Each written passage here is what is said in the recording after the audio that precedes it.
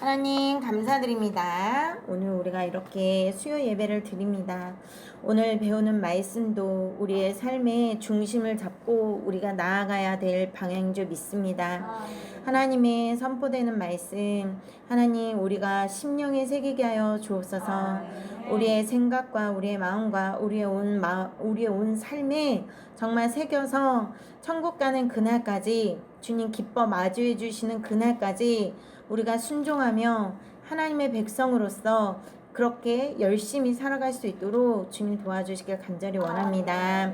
부족한 저희 입술을 주님께서 주장하시고 은혜를 베푸시며 저희들 가운데 주께서 함께하시고 성령으로 이끌어 주시옵소서. 예수님 이름으로 기도드립니다. 아멘. 오늘 말씀의 제목은 예배 중심, 말씀 중심, 복음 중심적인 삶이라는 말씀의 제목입니다.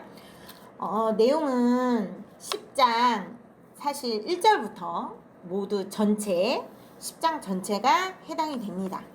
그런데 우리도 항상 읽어봤지만 앞부분 이름이 나오는 게 되게 어렵죠.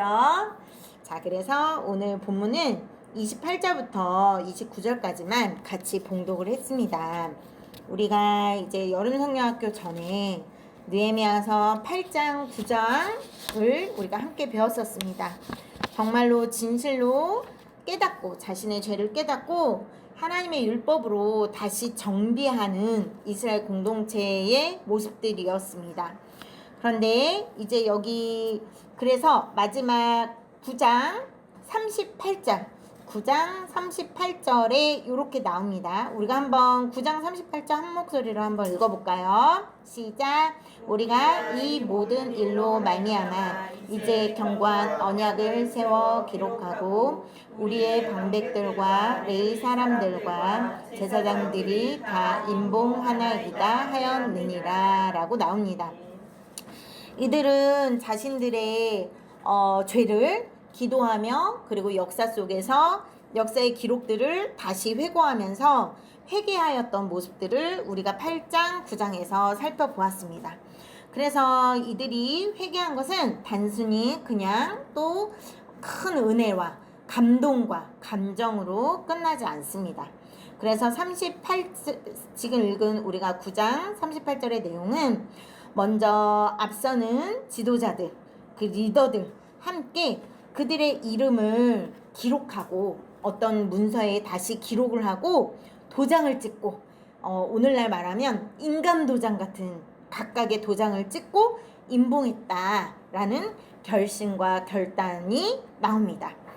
자, 우리도 오늘날 여러분 인감도장 남발하지 않죠? 큰일 나죠. 내 인감도장 어디 다른 사람한테 함부로 줬다간 패가망신합니다. 우리도 그런 인식이 강합니다. 그쵸? 그래서 이 당시에도 자신의 이름이 기록된 것에 임봉된다라는 것은 오늘날 우리가 인감도장을 남발하지 않는 것 같은 정말 결심과 결단이 중요하게 섰을 때 그렇게 해당되는 모습이었다라고 볼 수 있습니다. 그리고 10장 1절부터 이름들이 나옵니다. 10장 1절을 보시면 하갈의 아들 총독 느헤미야서부터 이 이름들이 기록되는 것을 볼 수 있습니다. 그 이름이 임봉된 자들의 이름이 나옵니다. 1절에는 느헤미야고요. 느헤미야는 어떤 사람이었죠? 페르시아의 고위 관료였으나 하나님의 나라와 그 일, 하나님의 성읍을 위하여 기꺼이 자신의 삶을 헌신하는 신앙을 보인 참 리더였습니다. 그리고 2절부터 8절까지는 제사장들이 나옵니다. 이들은 그 당시 하나님의 성전에서 거룩히 예배를 집행하고 예배를 돕는 제사장들이었습니다. 그리고 9절부터 13절까지의 이들은 레위인들이었습니다. 제사 드리는 일뿐만 아니라 모든 것에 있어서 각 지역에 흩어져 이스라엘 백성들을 말씀으로 가르치고 설명하고 그들에게 회개를 촉구하였던 그런 레위인들의 모습, 그들의 이름이 기록되어 있습니다. 그리고 14절부터 27절까지는 백성 지도자들의 이름이 기록되어 있습니다. 이들은 각 지파, 각 지파의 족장들의 이름입니다. 일반 지도자들이나 마찬가지고 백성들의 대표자라고 할 수가 있습니다. 그리고 각 가문의 말 그대로 각 가문을 책임지고 이끄는 자들이라고 합니다. 자, 이것은 각 가문의 대표다라는 것은 무엇을 의미할까요? 그러면 그 가문을 이루는, 그 가족을 이루는 모든 구성원들의 마음이 하나가 하나로 모아지고 취합되어서 대표를 통해 이들의 결단과 결심이 이렇게 드러나 임봉되었다라는 것을 얘기합니다. 그러므로 지금 이렇게 느헤미야서부터 지도자들의 이름이 기록되었지만 하나님께서 원하시는 것은 이들만의 회개와 결심과 결단이 아니라 우리가 지금 14절부터 27절까지 각 가문의 백성의 지도자들, 대표자들의 이름이 기록된 것처럼 하나님께서는 온 이스라엘의 백성들의 결단과 결심을 받기를 원하셨다. 그러므로 이 명단은 곧 모든 이스라엘 백성들의 하나님을 향한 다시 회복과 이스라엘 백성으로서 하나님의 백성으로서의 결단과 결심이 들어간 그 명단이다 라고 이해를 하시면 되는 겁니다. 그래서 단지 우리가 하나님의 앞에 회복한 그 복음, 그러니까 회개한 그 복음은 그냥 감정과 감동으로 끝나는 것이 아니라 이렇게 자신의 중요한 이름이 기록된 곳에 자신의 인감도장을 꽝 찍고 임봉할 만큼 결단과 결심, 삶의 선택과 실천으로 이어진다라는 것을 우리가 볼 수가 있습니다. 그래서 28절부터 우리가 읽었던 39절까지의 내용을 더 살펴보려고 합니다. 이 내용은 이렇게 이스라엘 백성들이 회개로부터 시작된 그들의 삶에 변화되어야 하는 구체적인 결단의 내용들이 들어갑니다. 그 구체적인 결단 첫 번째가 28절부터 30절까지의 내용입니다. 여기에선 어떤 내용이 나오죠? 이방 사람들과 절교를 한다라는 내용이 나옵니다. 그래서 심지어 자신들이 만약에 다른 이제 이방인들과 결혼할 경우 29절에 보시면 저주로 맹세하기까지 이렇게 엄청난 어떻게 보면 극단적인 그런 표현과 말로 행동으로 결심하는 것을 볼 수가 있습니다. 여러분, 이것은 단순히 그냥 극단적인 정말 자신들의 문화와 자신들의 어떤 이런 것을 지키기, 자신들의 가문을, 자신들의 종족을 지키기 위한 그런 노력만으로 보는 것이 아니라 이것은 곧 이방 여인과 결혼하는 것, 이방인과 결혼하는 것은 무엇을 의미하냐면 단순히 결혼한 그 당사자들의 가정의 문제로 끝나지 않는다라는 것입니다. 이것은 무엇을 의미하죠? 바로 하나님을 섬기는 그 마음, 하나님을 섬기는 그 마음이 무너지는 것을 의미합니다. 그것은 곧 우상 숭배를 이야기하는 것이고 하나님의 말씀을 지킬 수 없는 것, 하나님의 말씀이 파괴되는 것을 의미한다는 것입니다. 여러분, 솔로몬이 그랬죠? 정치적인 방법으로 많은 여러 주변 국가의 여인들을 그 주변 국가의 공주들을 자기 아내로 맞이했습니다. 그 결과 솔로몬은 그들이 원하는 대로 그들의 신 앞에 나아가 절을 했고 하나님이 말씀하신 하나님의 율법을 지키지 못한 결과가 나왔습니다. 이렇듯 혼인이라는 것은 당사자의 문제가 아니라는 것입니다. 그 가정의 문제를 뛰어넘어 그 교회 공동체, 이스라엘의 공동체에 하나님을 향한 그 정체성, 하나님만을 섬기고자 하는 것을 깨트리는 아주 심각한 문제이기에 이들은 어떻게 보면 극단적이지만 정말로 단호하고 분명하게 우리가 하나님의 백성으로서 절대 이방인과 결혼하지 않겠다라는 구별되는 결단을 했다는 것입니다. 자, 여러분 이것은 어디에 해당될까요? 하나님이 우리에게 명령하신 10계명의 1계명과 2계명의 정신에 해당이 됩니다. 그만큼 중요한 사실이라는 것입니다. 자, 그럼 두 번째, 이들이 이렇게 회개를 통해 구체적으로 결단한 것이 첫 번째, 이방인과 결혼하지 않겠다. 하나님의 백성으로서의 구별됨을 지키겠다 하면, 두 번째는 31절 바로 안식일에 매매하지 않겠다라는 내용입니다. 안식일에 물품이나 온갖 곡물을 가져다가 팔려고 할지라도 우리가 안식일이나 성일에는 그들에게서 사지 않겠고 일곱째 해마다 땅을 쉬게 하고 모든 빚을 탕감하리라 라는 내용이 나옵니다. 바로 안식일을 거룩히 지키겠노라 라는 결단입니다. 여러분, 그리고 이들이 사고 팔지 않고, 그리고 오히려 여기 일곱째 해 땅을 쉬게 하겠다라는 뜻은 무엇을 의미합니까? 하나님께서 이 당시 이렇게 명령하셨던 것은 너희의 먹을 것을 공급하는 자가 바로 나다, 하나님이시다 라는 주권적인 명령이었습니다. 그들이 그걸 어겼고 인정하지 않았었습니다. 그런데 그들이 회복하는 결단이 무엇입니까? 바로 우리에게 먹을 것을 공급해 주시는 분이 하나님이시다라는 그 주권을 인정하는 것입니다. 그렇기 때문에 안식일에 스스로 먹을 것을 구하지 않고, 먹을 것을 사기 위해 사고 팔지 않고, 먹고 살기 위해 사고 팔지 않고, 먹고 살기 위해 내가 스스로 하던 것을 멈춘다라는 결단입니다. 바로 하나님이 원하시는 것, 안식일을 거룩히 지키라라는 십계명이지요. 이로써 나를 살리시는 분, 나를 먹이시고 입히시는 분은 하나님이십니다 라는 고백을 하게 되는 겁니다. 자, 그럼 세 번째 이들이 회개로부터 시작한 그들의 구체적인 결단 32절부터 39절에 해당됩니다.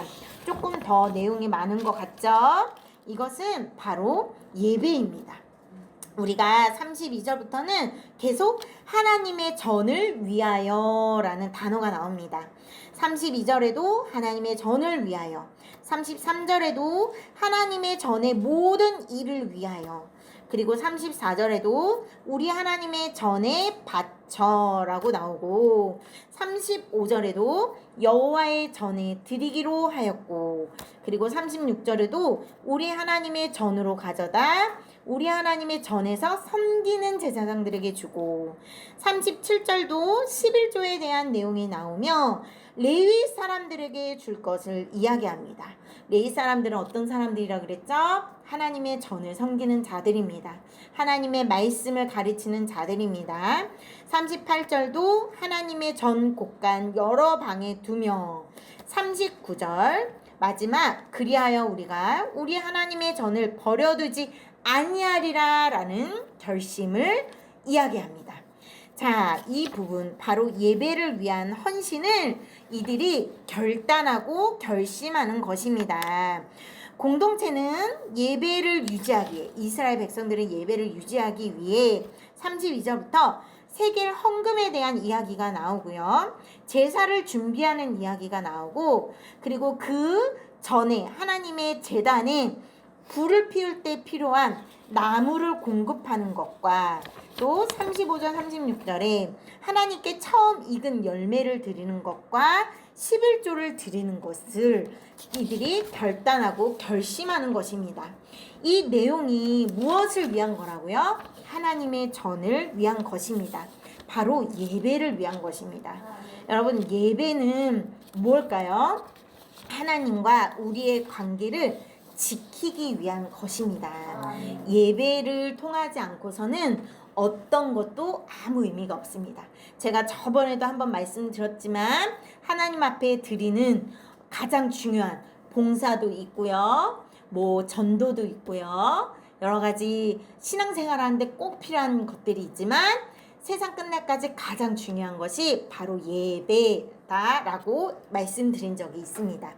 이렇듯 우리가 가장 먼저 회복해야 되는 것도 예배입니다. 이스라엘 백성들은 그렇기 위해서 예배를 드려지기 위해 필요한 모든 것을 헌신하고 공급하겠노라 결단하는 것입니다. 그리고 특히 예배를 섬기는 레위인들을 위한 11조도 결단하는 모습이 나옵니다. 그래서 이들은 실제적인 내가 회개를 했고 감동을 받고 또 정말 감격한 것에 멈추지 않고 실제 하나님과 나와의 관계를 회복하는데 가장 중요한 그 예배를 위해 내가 할 수 있는 실천적인 모습으로 믿음을 표현했다는 것입니다. 그래서 정말 우리가 이들이 회개에서부터 시작된 구체적인 개혁의 중요함은 바로 예배입니다. 마지막 이들 39절에 우리가 우리 하나님의 전을 버려두지 아니하겠다라는 그 결단, 바로 신앙의 중심을 지켜 하나님의 말씀을 절대로 버리지 않겠습니다 라는 결단입니다. 예배는 선택이 아닙니다. 우리가 가끔 전도하면 주일날 예배드리러 나오는 것이 마치 선택인 것처럼 말씀하시는 분들 되게 많지요. 그리고 우리가 교회를 다닌다 하지만 주일 예배는 못 드려서 수요 예배 혹은 다른 구역 예배, 철야 예배, 새벽 예배를 드리는 분도 있습니다. 그러나 하나님께서 명령하신 예배는 거룩한 안식일, 오늘날 우리는 예수님이 부활하신 첫날을 주일로 예배를 드리고 있습니다. 이 날이 하나님이 말씀하신 그 날입니다. 우리는 이 날에 예배를 드려야 합니다. 이 날이 예배 드리지 않고 새벽 예배, 절야 예배, 수요 예배는 먼저가 아니라는 것을 우리는 꼭 알아야 합니다. 하나님께서 성경에 명령하신 날, 그 날이 바로 주일 이 예배입니다. 그렇기 때문에 항상 우리 강윤수 목사님이 외치셨던 말 기억나시죠? 부모가 죽어도 주일날 예배를 지키고 하나님 앞에 예배를 드리고 부모를 장사 지내라 라는 말씀을 항상 하셨던 기억이 납니다. 곧 이 예배가 우리의 정체성이고 우리에게 선택이 아니라 우리에게 꼭 필수로 드려져야 되는 예배이기 때문입니다. 자, 그래서 이 예배, 이 이스라엘 백성들이 하나님의 전을 사모한 것은 단순히 그냥 어떤 행위와 건물이 아닙니다. 우리도 성전을 멋있게 지었지만 성전이라는 것은 단순히 건물만을 의미하지 않습니다. 우리가 예배드리는 공간, 하나님께 예배드림으로 하나님이 임재하시는 공간을 의미합니다. 그래서 그 예배드리는 장소, 예배드리는 공간, 그 예배드리는 시간을 통해 하나님께서 우리의 모든 것들을 이끌어 가시는 것을 우리가 보게 됩니다. 성경에 그렇게 기록이 되어 있지요. 자, 그래서 우리는 모든 것을 결단하고, 지금 여기 이스라엘 백성들이 경제적인 거, 가족적인 거, 이방 여인과 결혼한 이들도 있었습니다.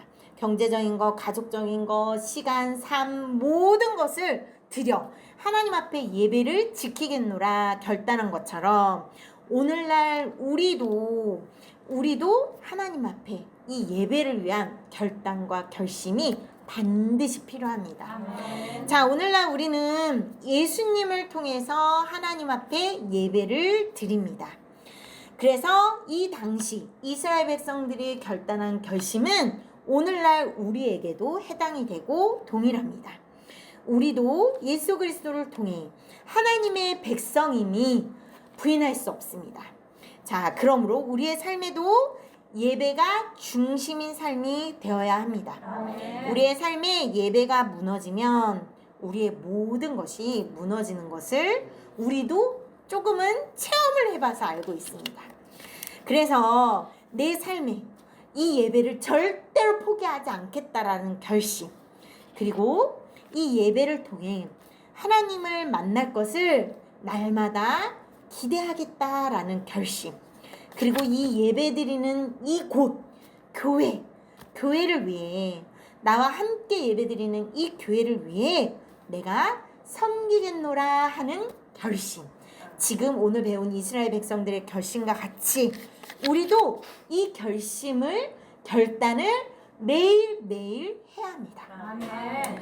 자, 우리는 여전히 우리 안에 죄의 본성이 남아 있습니다.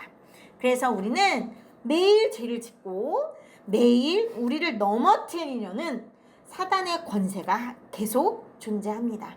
그렇기 때문에 이들이 이렇게 결심하고 결단하고 개혁한 모습처럼 우리도 매일매일 결심하고 결단하고 개혁해 나아가는 것을 멈추면 안 된다는 것입니다. 자, 언제까지라고요? 천국 가는 그날까지. 네, 그래서 우리도 오늘 이스라엘 백성들처럼 예배를 중심으로 살고 말씀을 중심으로 내 삶에 정리할 것들을 정리하고 그리고 복음 중심으로 하나님 앞에 결단하여 교회를 섬기고 예배를 드릴 것을 맹세하며 목숨을 걸고 그렇게 가는 모습 하나님께서 기뻐 받으실 줄 믿습니다. 잠깐 기도드리겠습니다. 하나님 감사드립니다. 오늘도 우리가 하나님의 귀한 말씀 배웠습니다. 이스라엘 백성들이 결단한 것, 정말 그들의 삶이 구별된 삶을 살고 또 모든 것을 하나님께서 책임져 주심을 고백하며 안식일에 거래하지 않을 것을 결단하고 또